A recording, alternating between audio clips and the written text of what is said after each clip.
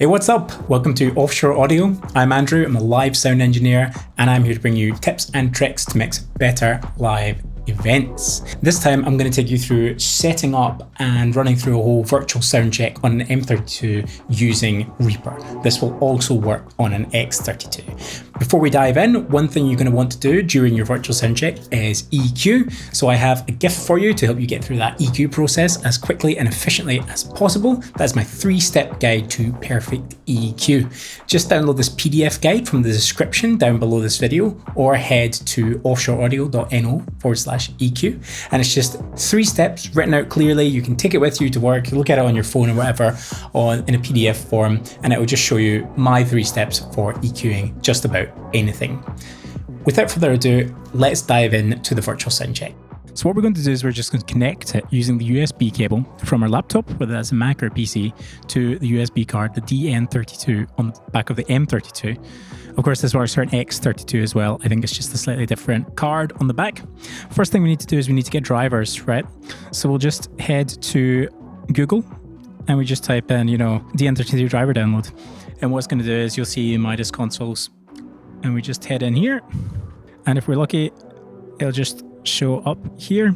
So you see here, M32 Live DN32 USB audio driver. So we download that and we install it. Next thing we need to do is we need to start that DN32 driver, right? So this is us starting up the software on this PC that allows the PC to talk to the mixer.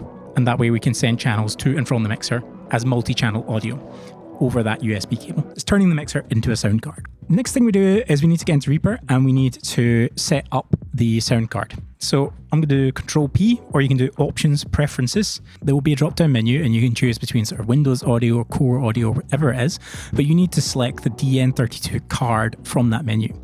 And then these bits here, you need to choose your input as channel 1 and your output as channel 32. And that's going to allow you to record all 32 channels of the Midas M32 console. Similarly, we want to choose our outputs to be from 1 to 32, and that way we can send all those 32 inputs back into the Midas console. So now that we've done that, we need to record some files from our Midas console, okay? So we're going to need to create however many tracks we want to create, 20 tracks or something like that.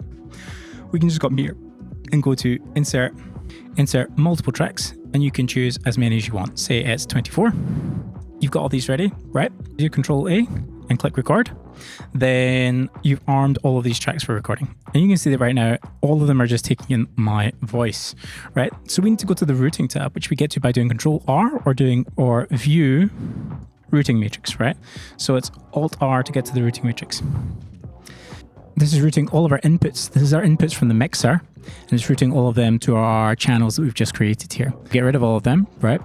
I'll just skip over this to show you. Once we've turned all of them off, right, we can go like this. We do it in a sort of diagonal across the grid. So input 1 from the mixer, that is the microphone we plug into input 1 on the mixer, is going to go to channel 1, that is this channel up here in Reaper. And then 2 to 2, 3 to 3, 4 to 4, and so on until we've done all 32 channels. We then head over to the routing screen on the mixer, right? Press routing, and then we go over to card, okay? If you want to just record your sound check, exactly what you're getting into the mixer, what you do then is you change these sections here on the screen of the card to mirror exactly what it shows you on your input screens, right? So if you were using AES-A for all of your input channels that you were mixing from a stage box, you would set the card to be AES-A all the way up, right? I'm not going to touch further because I'm using this to record my voice right now, but you would just select all of these to represent AES-A if that's what you were using. But basically you just mirror your input section, and what that's going to do is that's going to send all of your channel inputs to Reaper, and you can then record that, right? But let's get to the playback section, which is arguably the more fun bit, right? So I'm going to delete all of these tracks that I just inserted here.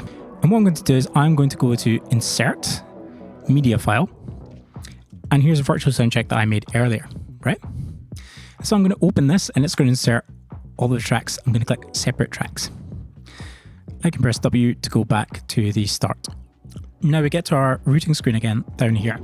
What we want to do is we want to make sure that our master output over here is not being sent out of any of the outputs, right? So we do that by holding Alt and then clicking on this.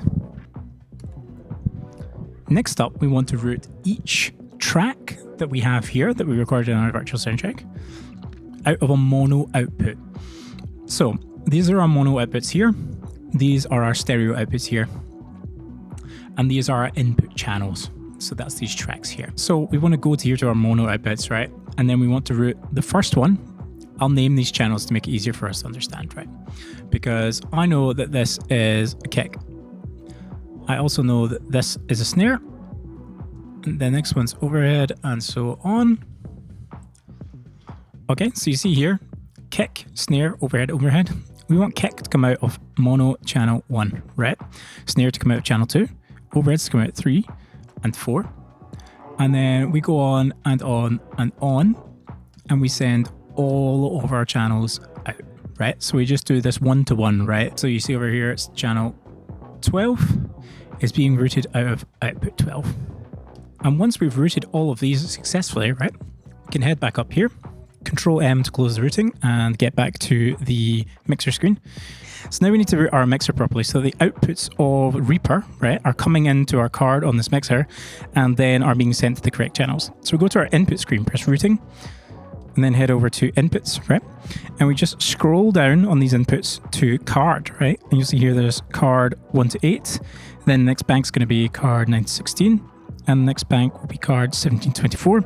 And you could set the last one to be inputs 25 to 32. I'm using that for vocals right now, so I won't do that.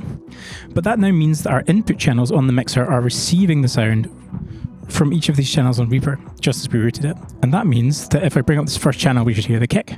Because now I can bring up this. And I got my kick drum. Do the same for the snare. And for the overheads. So once you've got everything playing back from Reaper into your mixer, you can just run through a normal sound check. You can make sure that your gain's sitting nicely. You can do your EQ, your high pass filter, your compression, your gating, all of it, just like you would normally do. You can send sound to the monitors. You can go and listen to those monitors, make sure everything sounds nice. Really, really good tool. You need to know how routing works on these mixers, so I'll leave a video up here for you to see that, and I'll also leave some other videos around here for you to learn a bit more about X32 mixers. For now, thanks so much for watching, and I'll see you in the next one. Goodbye!